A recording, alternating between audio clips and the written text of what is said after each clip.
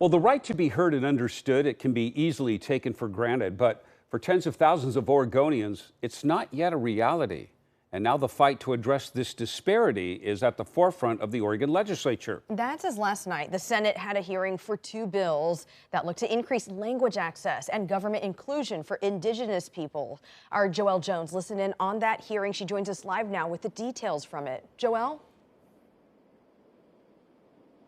Well, Liz, it was powerful to see just how many people testified in favor of these bills. But when you look at the demographics of our state, it's not very surprising, despite being home to more than 30,000 people whose primary language is Indigenous to the Americas. I was shocked to find out that our statewide systems in Oregon don't provide interpretation services. That's our schools, that's courts, and healthcare systems.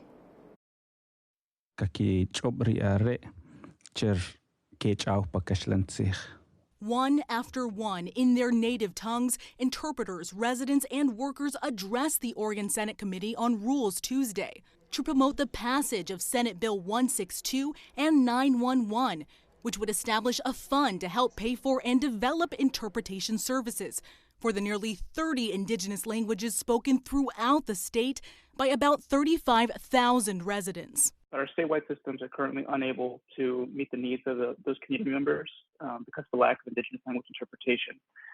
This leads to delays and denials of life-saving medical care, inability to access critical services and information, and can lead to wrongful imprisonment and deportation. Cam Koval is the executive director of Pueblo Unido PDX, an organization which helps connect immigrants to legal, social, and Indigenous language interpretation. He says the number of primary Indigenous language speakers in Oregon is only growing. An assessment published by the Oregon Human Development Corporation last year found of the nearly 1,000 farm workers surveyed from 11 Oregon counties, workers spoke at least 25 Indigenous languages, with at least 15 Indigenous languages spoken in both Marion and Washington County.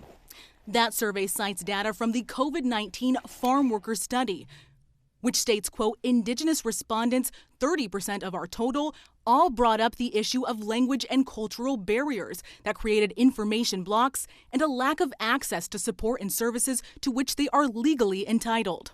But despite numerous Indigenous languages, Oregon interpreters say the issue isn't a lack of qualified candidates. We have interpreters, qualified interpreters, but we don't have the recognition. I'm not able to work full-time as an interpreter. I have a full-time job with the state, and I work part-time interpreting and helping out my community. As one of only 2 qualified healthcare interpreters in the state, Amelia Pacheco says she had to jump through hoops to get her role, but cannot afford to live off the position due to a lack of funding.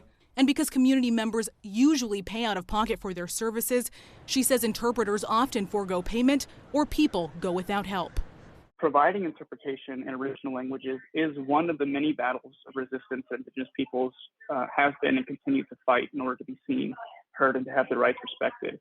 So SB 612 will continue that fight and ensure Indigenous language justice. And SB 911 would ensure that these communities have a voice at the table.